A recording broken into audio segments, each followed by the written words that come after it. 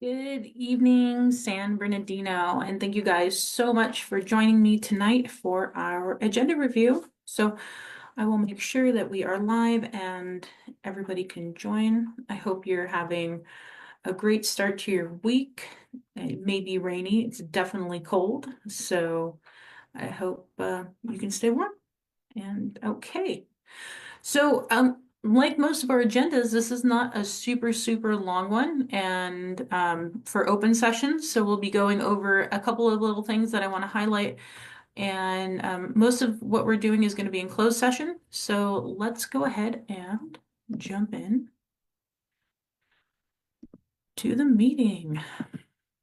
Okay, so um, our closed session is actually starting at 3 o'clock this time around. And so I've had a couple questions. People were wondering like, why is this starting earlier? There's a lot of stuff on for closed session. We've been doing a lot of work in the evaluations and preparing for recruitment. There, as you saw last meeting, there were a bunch of workman's comp claims and pending exposure to litigate or potential exposure to litigation, pending litigation. So it's taking a lot of time. Hi, Larea. Hey, thank you for joining. So this is where the bulk of the work is being done. Now, my suggestion was start it at 4 and move the regular meeting to 6 o'clock so that, people weren't having to rush, but that has not been the case. So in closed session, we will be discussing the public employee evaluation pursuant to the government codes. You guys were asking about the city manager and the recruiter, so we are still out in recruitment for a city manager. We're not evaluating the current city manager. So all we did, as you guys saw, I think like 2 meetings ago, is we set our goals of what we would like to accomplish with our interim. And so that's where we're going to be doing forward with just the current interim, and then looking at a potential permanent hire for the city as we move forward. So the recruitment is still on and moving, and that's what we'll be doing there. And then we will have our conference with our labor negotiator. So as you know, we hired an independent labor negotiator as we go through our contract terms for all of the MOUs for our unions. And so we will be receiving updates on that and having a discussion. This was deferred from our last meeting. We ran over, and so this is a carryover. And then we are still going through the evaluation process for the city attorney and for the city clerk. So we will finish up our process of meeting with the consultant and turning in whatever we have left to turn in, and then do our follow-up. So we'll have that discussion. And then there's a conference with a real property negotiator for apparently a property owned by the San Bernardino City Unified School District. So we'll be discussing terms regarding this particular parcel at 793 Northeast Street. Hi, Eloisa. Thank you for joining. And hi, Keith. Do we even need a city manager? We absolutely need a city manager. I don't know if you guys know this or not, but to be an elected official, you literally have to be 18 years old, live in your ward for at least 30 days or more, and be a registered voter. You don't actually have to know anything to be an elected official. To be a city manager, you want at least, at a very bare minimum, 10 years of municipal government work. You want someone that knows finance and economic development, human resources, someone with actual knowledge and experience. And so a city manager runs the city. So you absolutely need someone who knows what they're doing to run the city. And in conjunction, they work with the elected officials. What you kind of run into historically in this city is the belief that there are 9 city managers. And so, yes, Keith, we do. We really, really, really do need a city manager. And I am very pleased with our interim right now. I think we're very, very lucky, given our circumstances, to have um, the quality that we have. So hope that answered your question.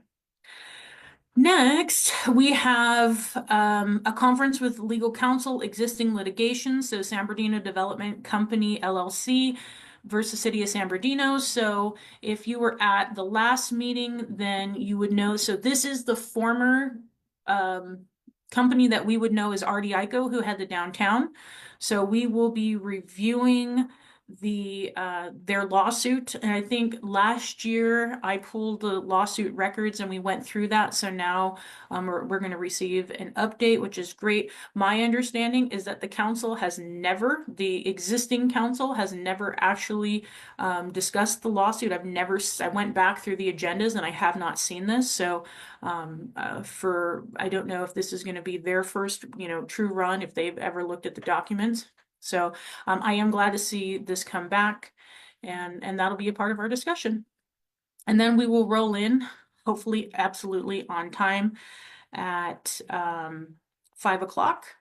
Okay, good. Thank you, Keith. So then we'll do the invocation and the Pledge of Allegiance. If we come up with anything, we will be able to, that we vote on, we'll tell you. And so that's what closed session report is, just reportable actions that we take, then comments for anything that's on or not on the agenda. Then the city manager will provide his update. We have one presentation, a proclamation for National Library Week in the city of San Bernardino, which is so great. We have a really wonderful library system throughout the city of San Bernardino. And let me tell you, literacy and access to knowledge, free public access to knowledge, is really what is going to be a gateway for the city of San Bernardino in the future to continue to rise. So I'm very, very supportive of our libraries. Hi, Donna. Thank you for joining. Okay, then we have a bunch of appointments. I'm very excited about this, and this will come into another item, our one discussion item for the agenda. So it looks like Councilman Sanchez is, I'm sorry, Councilman Figueroa is appointing to the Park and Recreation Board, and as well to the Public Safety and Human Relations Board. So we've got two commissioners coming for the third ward. Councilwoman Kim Knosson, the fifth, looks like she's got, I think, a complete lineup of her commissioners, which is very awesome to see. And then Councilman Mario Flores has also, looks like, put together his almost a complete list of commissioners for the Arts and Historical, the Charter Review, the Downtown Advisory. So this will be really wonderful to get new blood, and looks like some reappointments onto the commissions and get them going. And great. So that'll be the first half, is getting these people sworn in and appointed. So if you know them, come and support them.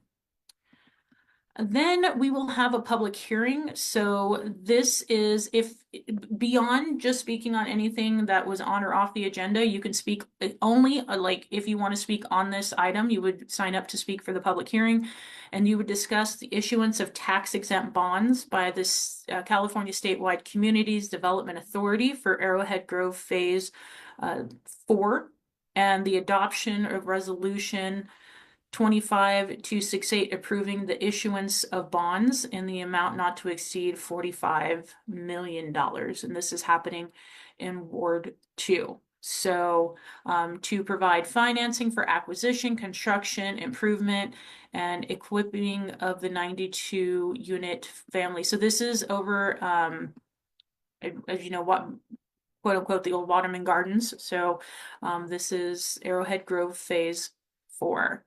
And you'll hear more as they go through the public hearing and the presentation.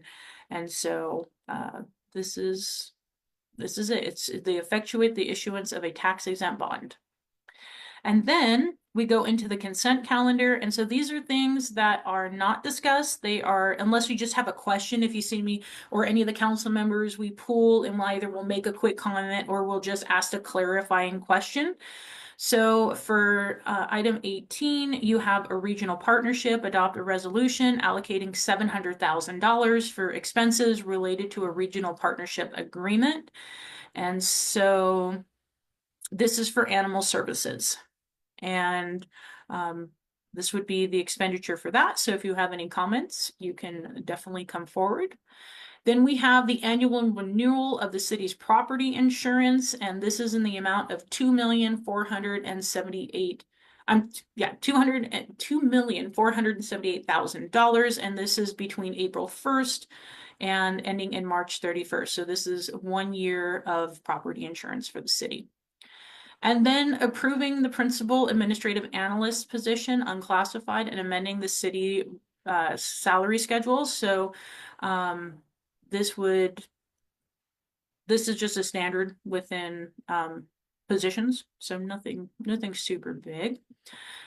And then, oh, you guys had asked about this. So an amendment number 2 to the professional services agreement with Anand Patel for the City of San Bernardino Motel voucher program, increasing the combined total not to exceed from $2,751,840 to $2,881,840. So it is not, and I know someone was asking, like, are you giving an additional $2 million?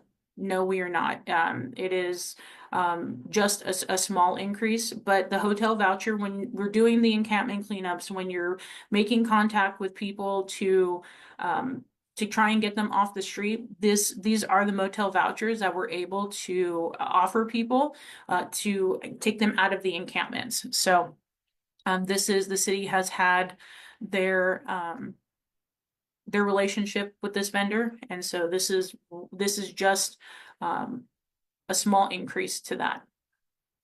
And then authorization to accept CalRecycle beverage container recycling city county payment in the amount of $56,633. So we will be getting some money. And then purchase good agreement for Fairview Ford for police fleet vehicles not to exceed $830,000. And so this is just for police maintenance and vehicles. So pretty standard.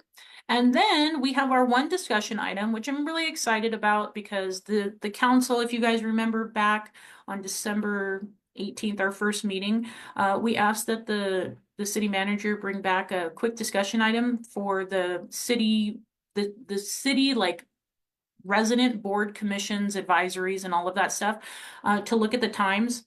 And there are quite a few that meet around 4 o'clock in the afternoon. And so we'll just be looking to move those down to 6 o'clock. And I know there's a lot of people that are being appointed.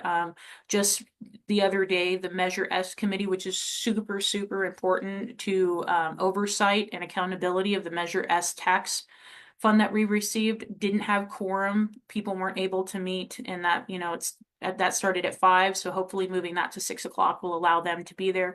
The Park and Recreation Committee, quorum's very hard for them at 4 o'clock. So moving that to 6 o'clock will allow people to get off work. I know that the Arts and Historical Society finally was able to have quorum, and that was rough getting a couple people there at 4 o'clock. So really, this is just to make sure that the volunteer boards and commissions are accessible to the volunteers, and I'm really happy that the council is doing this. And a couple, I think the water board and the library board will remain at their times, and then the other ones are as needed. So you guys, that is really all she wrote for the council meeting on this Wednesday. So I hope you enjoyed it. If you have any additional questions, please don't hesitate to put any comments, and I'll be happy to ask. I will be doing a community update for you guys this week, and we'll be discussing